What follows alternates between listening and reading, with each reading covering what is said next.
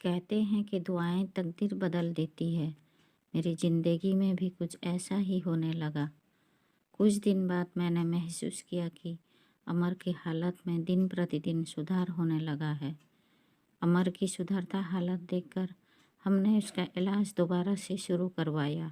इस बार डॉक्टर को भी पूरी उम्मीद थी कि अमर जल्दी ठीक हो जाएगा। मेरा पूरा दिन अमर की देखभाल में निकल जाता, लेकिन मेरी मेहनत रंग लाई और अमर की हालत में सुधार होने लगा। अब वो पहले से बेहतर हो गया, लेकिन अमर के ठीक होते ही पता नहीं मेरे सास को क्या हो गया कि वो मुझसे नफरत करने लगी, मेरे प्रति अमर को भटकाने लगी। इन बुरे हालातों में भी मेरा किस्मत मेरा साथ नहीं दिया। मेरी माँ की तबीयत बहुत ज़्यादा ख़राब हो गई और मेरे ससुराल वाले ने मेरा साथ नहीं दिया और अचानक मेरी माँ ये दुनिया छोड़कर चल बसी। अब मैं बिल्कुल अकेली हो गई थी। ससुराल में रहने का ठिकाना तो था, लेकिन मेरा अपना कोई नहीं था। मेरी माँ के गुजरते ही मेरे सास का अत्याचार मेरे ऊपर और बढ़ता गया। वो मेरे पति को अमर को कहकर मुझे बहुत सारी बातें सुनवाती। अमर पहले से बहुत बेहतर हो गया था, लेकिन वो अपनी माँ के हाथों का खिलौना बन गया था। उसकी माँ जैसा कहती वो उन्हीं के इशारों पर चलता। हम साथ होते हुए भी हम एक दूसरे के साथ नहीं थे। एक दिन मेरी किस्मत में एक नया मोड़ लिया। अचानक पता चला कि मैं माँ बनने वाली हूँ, लेकिन अपने माँ बनने की खबर सुनकर मुझे थोड़ी भी खुशी नहीं हुई, क्योंकि हमारे रिश्ते में जो दरार थी वो आने वाले बच्चों के लिए ठीक नहीं थी।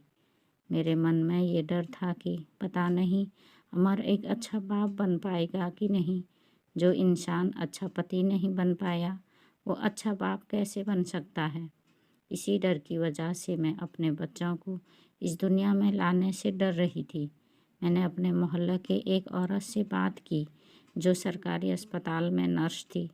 वो मेरी मदद करने को तैयार हो गई, लेकिन अस्पताल जाने के बाद पता चला कि मैं अबॉर्शन नहीं कर सकती। अगर हमने इस बच्चे को गिराने की कोशिश की तो मेरी जान को खतरा हो सकता है। मैं अपना मायूस चेहरा लेकर घर लौट आई और 9 महीने मेरे लिए 9 साल की तरह गुजरा था। कुछ दिन बाद मैंने 2 जुड़वा बच्चों को जन्म दिया। एक बेटा और दूसरी बेटी थी। बच्चों को देखकर मेरी ममता तड़प उठी और मैंने उन्हें अपने सीने से लगा लिया।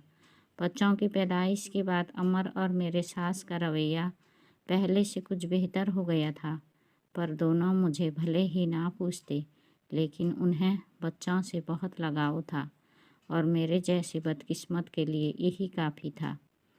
धीरे धीरे मेरे दिन कुछ ऐसी तरह गुजरते न लगे और वो दिन मेरी ज़िंदगी का सबसे खूबसूरत दिन था, जब मेरे बच्चों ने मुझे माँ कहकर पुकारा था। ये बात वही लोग समझेंगे जिनका अपना कोई नहीं होता।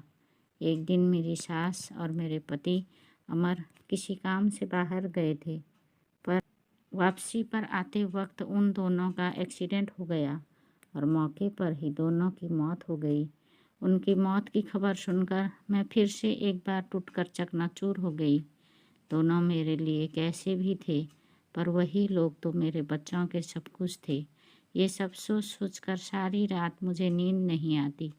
जो जो थोड़ी बहुत जमा पूंजी थी वो कुछ दिन चली, फिर धीरे धीरे हमारे घर में खाने खाने के लाले पड़ने लगे। एक माँ खुद भूखी रह सकती है, लेकिन अपने बच्चों को भूखा नहीं रख सकती। मैं अगल बगल को मोहल्लों में काम करके अपने बच्चों का पेट पालने लगी, लेकिन एक अकेली औरत का कोई सहारा नहीं होता, और नहीं तो लोग उसे बेइज्जत करने पर तुले रहते हैं।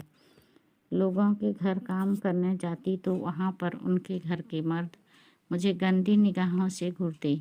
एक दिन मैं यूं ही ऐसे ही भटकते भटकते जा रही थी कि मुझे पता चला कि एक आदमी को ड्राइवर की ज़रूरत है। मैं गाड़ी चलाना उन्हीं दिनों सीखी थी जब मैं किडनैप हुई थी। वो किडनैपर हमें ट्रेनिंग देते थे ताकि वक्त आने पर हम गाड़ी चलाकर वहाँ से भाग सकें। लेकिन फिर से परेशानी बनी थी कि मुझे एक मर्द की गाड़ी चलानी थी। इसलिए मैंने अपना हुलिया चेंज कर लिया और अपने आप को मर्द की पोशाक में डाल लिया। कोई भी मुझे देखता तो यही समझता कि मैं एक मर्द हूँ और मैं उस आदमी की गाड़ी चलाने लगी। वो साहब बहुत अच्छे थे। वो मुझसे अपने मन की सारी बातें शेयर करते हैं। धीरे धीरे साहब और मेरे बीच गहरी दोस्ती हो गई थी। गाड़ी चलाते चलाते मेरा सफ़र भी अच्छा गुजर जाता।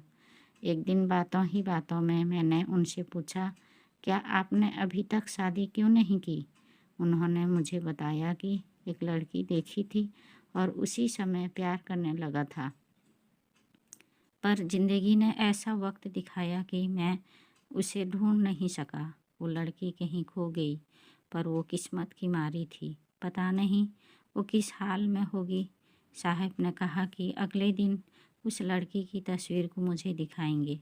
अब मुझे अगले दिन का इंतज़ार था और उस लड़की के किस्मत के भी बारे में सोच रही थी कि वो लड़की कितनी किस्मत वाली है, जो बहुत अच्छी है, क्योंकि कोई शख्स उसे 7 साल से मोहब्बत करता है और उसी की यादों में अभी तक शादी नहीं किया था। जब मैं बच्चे को स्कूल छोड़कर साहब को लेने गई, जब वो गाड़ी में बैठे थे, कुछ दूर जाकर मैंने उनसे कहा कि मुझे उस लड़की की तस्वीर को दिखाइए। कौन है वो खुशनसीब? कौन है जिससे आप प्यार करते हैं? उन्होंने जब उस लड़की की तस्वीर निकाल कर मुझे दिखाई तो तस्वीर देखकर मेरे पैरों तले ज़मीन खिसक गई, क्योंकि वो साहब ने मेरी ही तस्वीर मुझे दिखा रहा था। ये तस्वीर तब की थी जब मैं अगवा हुई थी। पता नहीं कैसे इस तस्वीर को निकाला गया था और गाड़ी अचानक ब्रेक लगने पर रुक गई थी। उस साहब ने कहा, गाड़ी ध्यान से चलाओ। उसे क्या पता था कि मैं किस ध्यान में थी। उसने मुझे बताया कि 7 साल पहले उसका पिछला रिकॉर्ड क्रिमिनल का था, लेकिन फिर एक दिन उसने एक चेहरा देखा जिसे देखकर उसने खुद से एक वादा किया कि वो इस दलदल से निकलेगा और उस लड़की को भी निकालेगा।